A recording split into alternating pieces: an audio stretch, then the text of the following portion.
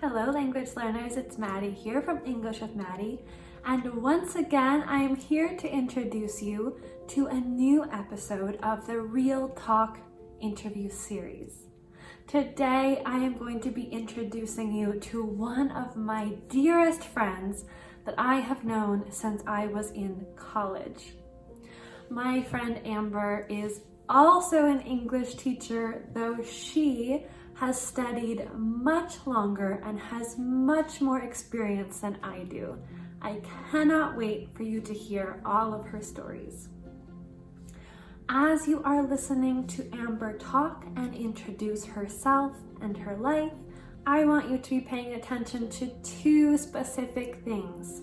The first thing I want you to pay attention to is where she has traveled and what she did while she was there.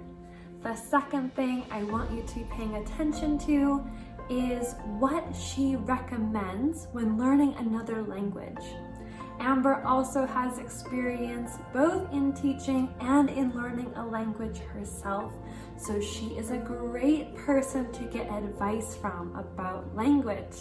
So, without further ado, let's meet Amber. Okay, hi, my name is Amber. I am a Japanese and English teacher, and right now I live in Minnesota in the United States. It's about 1 hour north of Chicago, near Canada, in the central United States. And I have been studying Japanese for 10 years, and I have been teaching English for almost 4 years. I have a master's degree in education from the University of Minnesota in second language education, and I have teaching licenses in Japanese and English. I graduated from Macalester College in St. Paul. I studied international studies, English, and Japanese, and after working in a library for 2 years, I moved to Tokushima Prefecture in Japan, a very, very rural area on the island of Shikoku, the smallest of Japan's 4 main islands, and I worked there for 3 years teaching all ages, English to all ages, but primarily to junior high school students. So today, I want to tell you a little bit about my language learning journey and my language teaching journey. So I first studied another language when I was in 8th grade, so about 14 years old. I studied Spanish for a long time, and then when I began college, I decided I wanted to try something totally new. So I took a Japanese class, and I fell in love with Japanese. I loved learning a language that was so different from my own. So I kept studying Japanese. I studied abroad in Osaka for 4 months, made a lot of Japanese friends, lived with my classmates, and that time really taught me that in order to learn another language, we need to have friends to communicate with.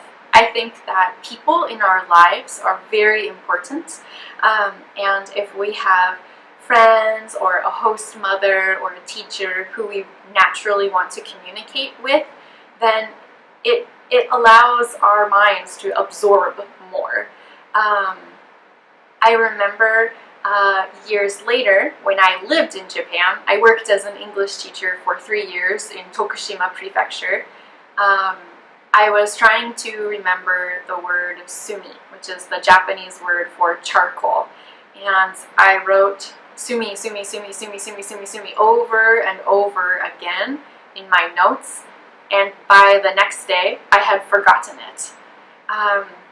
And then maybe a month later, a friend invited me to a barbecue at the river outside, and he told me, oh, we need to stop at the store to buy some sumi, some charcoal. And just hearing that once, that word once, in context, with a friend, doing something interesting, having fun, I have never forgotten the word sumi again. So one of my biggest beliefs in learning Japanese and also teaching English is that we need to have relationships with people and use that language in those relationships, and we need to have experiences in those languages. And the more we can have that, the more language we can learn. I also think that we shouldn't be afraid to make mistakes. And this is much easier said than done. And my own feelings have really changed about this in the last year. I used to be very shy about speaking Japanese. Even when I was working and living there, if I talked to my boss or someone above me or someone I didn't know well, I would get really nervous and not want to speak because I wouldn't want to make a mistake. And then when I came home for my master's degree, I began studying to be a Japanese and an English teacher. And one of the biggest things I talked about with my ESL students was to not be afraid to make mistakes. And that even if their English was different from a native speaker's English, it was still perfect. If they can communicate their meaning, I think that that is okay.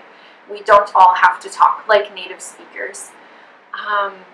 And so as I was telling my students this, I realized that I wasn't taking my own advice, and that my Japanese mistakes and the things I didn't know in Japanese or that sounded maybe different from a Japanese native speaker, those were all okay, and that my way of communicating was okay and I should have more confidence. So that's something I feel really passionate about making sure students know, and also reminding myself. So I know I said that making friends is really important, but I also know that we are all stuck at home right now trying to stay safe and stay healthy. So my advice to language learners during the pandemic would be to make those relationships with fictional characters. I think that watching Netflix, movies on Amazon, YouTube, I think that all of those are great ways to hear really natural English and to practice speaking and listening without even leaving our homes. Sometimes when I'm by myself and I'm watching Japanese TV, I'll pause and I'll repeat what I just heard, or I'll look up words in a dictionary or write them down. So I think that that is one way that we can still be connected, but still be safe at home. Thank you! See you on italki!